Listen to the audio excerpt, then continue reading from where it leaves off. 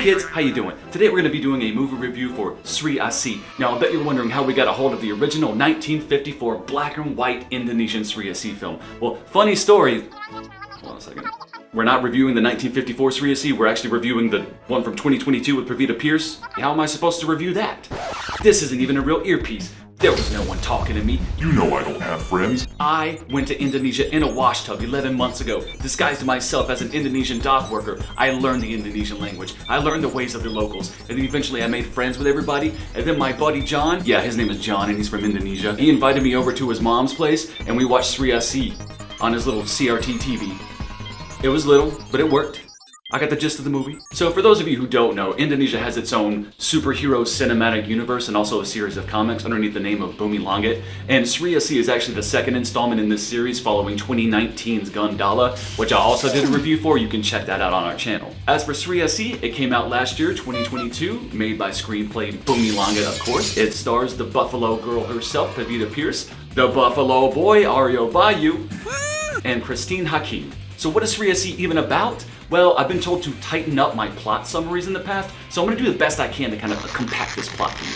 Angry volcano goddess go boom boom during labor. Baby girl born to stop boom boom volcano goddess. And demon army.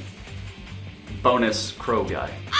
So we're gonna do this review a little differently today. We're gonna break it down into the good, the bad, and the mediocre. We're gonna take it in 3 parts. You ready for this? We're gonna start with the good. Good point number 1. The first minutes of this film are very, very exciting. Whenever I started this movie, I really didn't expect an opening to hit me that hard. I love that lingering shot of volcano boom boom mama just coming up on the car. And speaking of excitement, this comes from our friends from across the pond in Indonesia, so you know the action is lit.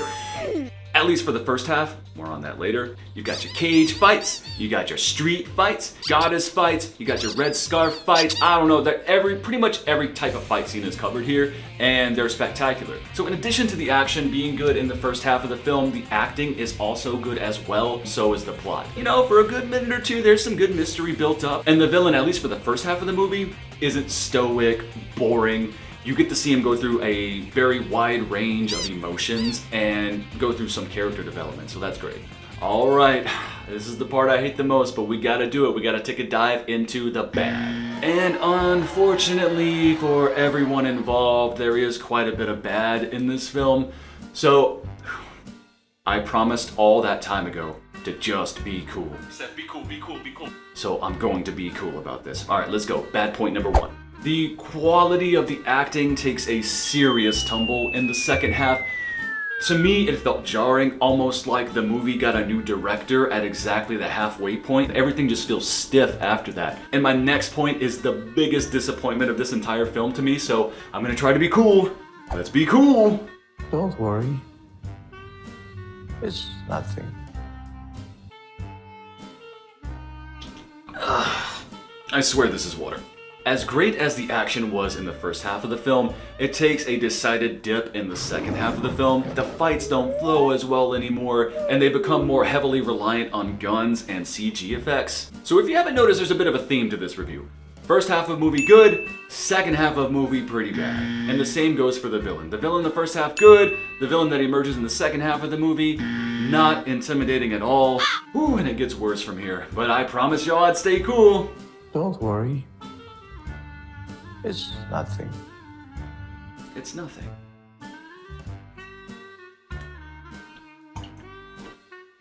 I swear it's water. Nothing really comes as a shock in the movie. They didn't really set up the plot for big shocking moments, and the one big shocking moment that they wanted falls flat because I predicted the villain an hour ago. I can't shake it, y'all. It really feels like someone completely changed the movie during the second half. I watched the movie twice. I was like, maybe there's something that I missed.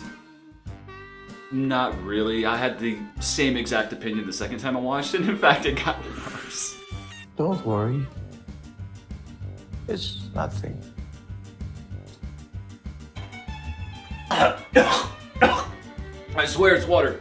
Sorry. We got the good, we got the bad, let's move on to the mediocre. So what's mediocre? The entire movie. If bipolar disorder was a movie, it would be Sri Asih. It's that black and white, that 0-1 binary, that middle of the road. And as such, I'm gonna have to give it a score reflective of that, 5 out of 10. If you like reviews like this, please like and subscribe. If you have a different opinion about the film, please let me know in the comments. You know how engaging we are with our audience. Just let us know. So if you'll excuse me, I got about 13 hours to cross the ocean and clock in for my shift at the dock. See you guys next time.